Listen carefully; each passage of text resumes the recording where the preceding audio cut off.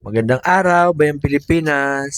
So ito, nagre-receive kami ngayon ng deliveries. So, gypsum board ito at Paisim board. So alam naman siguro natin, o yung dun sa mga walang idea ay itong Paisim board po ay parehas po itong ginagamit sa kisame at saka walling. So pwedeng gamitin ito pang walling kasi pag nabasa ito, ay pag natuyo ito, pag mababasa tapos pag natuyo, gano'n lang din naman. Matutuyo lang siya at hindi siya masisira agad-agad. So, yun ang kaibahan ng Paisim board kumpara sa gypsum board. Ang gypsum board kasi pag nabasa, hihina na siya o rurupok na. Ang Paisim board hindi.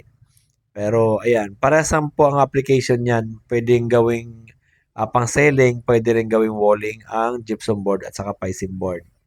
So, yun lang. Konting kaalaman. At, ayun. Correct me if I'm wrong na lang kung sino yung mga expert na gumamit ng gypsum board at saka Paisim board. Comment na lang po kayo. Ayan. So, ayan. Receive nga rin kami ng buhangin. Ang buhangin po namin ay galing Pampanga. At, ayan. Minsan sa isang araw ay nakakaubos kami ng 3 10-wheeler sa buhangin pa lang. So, ganoon po kalakas ang buhangin sa amin at galing pa po itong Pampanga. So, ayan. Ay nga pala, meron din akong concern or meron akong ah, gustong malaman talaga dito sa Pampanga. Bakit sobrang higpit nyo ngayon?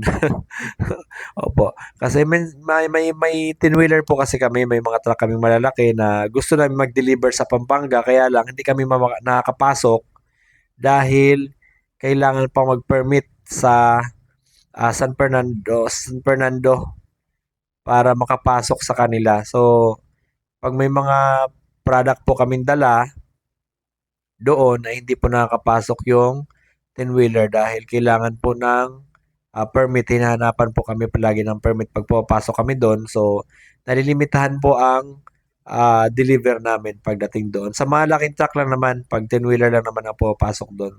Meron kasi kaming 10-wheeler na minsan may mga client kami doon na nangailangan ng aggregates at mga hollow blocks. Actually, may hollow blocks din kasi kami na galing talaga dito sa Metro Manila papunta doon sa mga client namin. Kasi ang client kasi namin ay hindi lang NCR, so meron pa kaming mga probinsya at kasama na po yung Pampanga.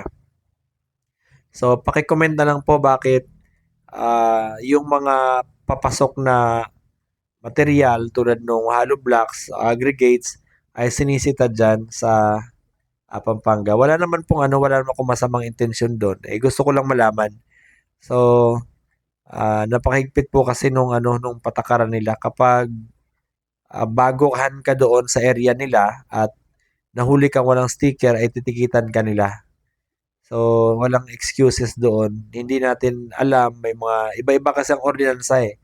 Pero nagtataka na ako kasi ang sa negosyo kasi basta may sa akin yung pagkakalam ko, basta may business permit ka, lihitin mo yung resibo na dala mo at pati siyempre yung truck mo ay nakarehistro, may ORCR ka na tunay at hindi expired ang rehistro mo, ay makakapagnegosyo ka. Kaya lang minsan, hindi ko alam bakit nangyayari dyan sa area na yan ay natitikitan kami dahil hinahanapan kami ng sticker. Bawal daw pumasok sa kanila ang walang sticker. At wala pong walang second chance. Pag nahuli ka kagad nila, kahit di mo alam, i-ticket ka kagad. So, ganun po sila kahigpit. Comment lang po kung tama bang obserbasyon ko kasi ilang beses na nangyari kasi sa amin yung ganun. Okay, so ayun. Magandang araw, Bayang Pilipinas.